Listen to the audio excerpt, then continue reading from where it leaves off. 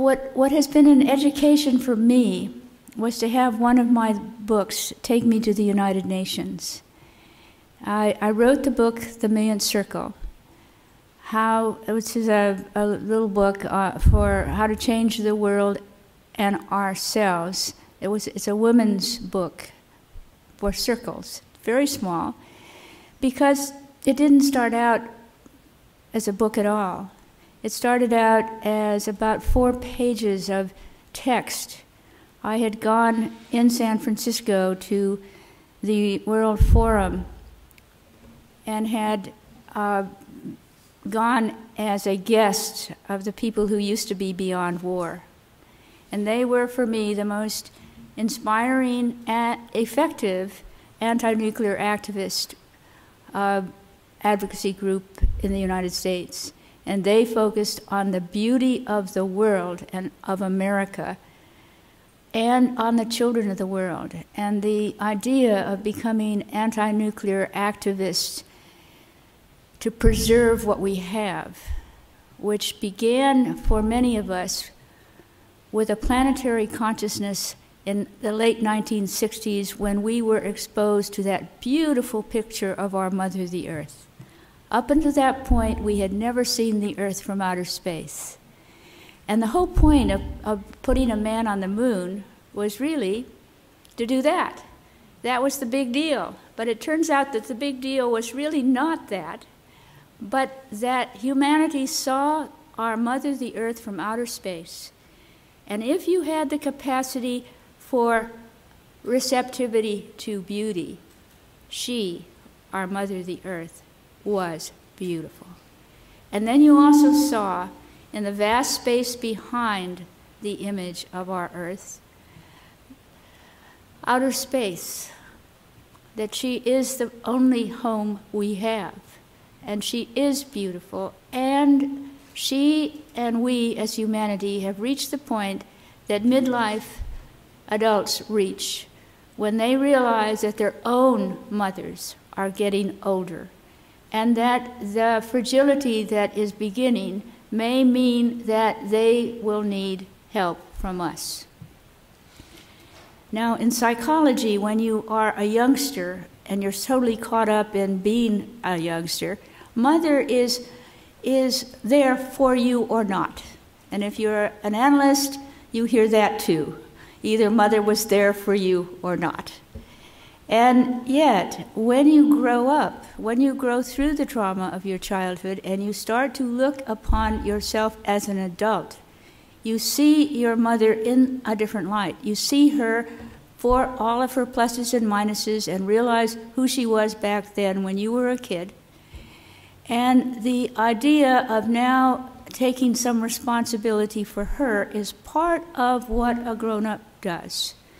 Well, now that we have looked upon our mother, the Earth, separate from us, realized with global warming, with population being 7.5 billion people, that our mother, the Earth, is ailing, our oceans are ailing, our problems are growing, that it could very well be that she will get very sick. Her temperature is going up with climate change. If we are to avert the Earth and all life on it being affected by our involvement in war, particularly, sustainability cannot happen in any place in the world where there is war. That they can't grow things, they can't think about the future, so that peace is an essential for there ever to be a sustainable planet. And the other need is for women to be equal, empowered, and able to make the decisions upon which this planet depends. That means empowerment in decision-making at the top.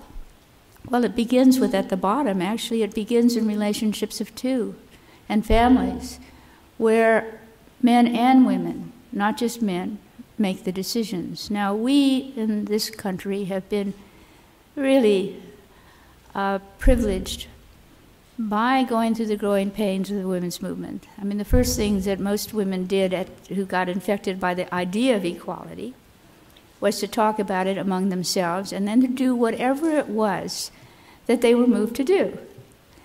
It was to do your own thing with the support of your circle. And it had to do with women going home to try to make their relationships egalitarian, for one. It had to do with women supporting each other to march, to have conferences, to create Ms. Magazine, to do a lot of things to essentially raise consciousness and empower women to do whatever it was that each individual woman was moved to do. It wasn't a movement from the top down. It really was grassroots. Well, what we know now is that grassroots movements are the only thing that really make a difference. That in 2012, two researchers published in the Sociological Review an amazing survey of the advances that women have made towards equality in the world. They covered 40 years of history since 1960, the end of 1960, and 70 countries. And they learned that it didn't matter whether you were a first world country or a third world country. It didn't matter if your government was liberal. It didn't matter the number of women that were in the parliaments or in government. The only thing that mattered was an energized feminist women's movement at the bottom that helped that people at the top, mostly male people at this point, to follow through essentially on the idea of equality.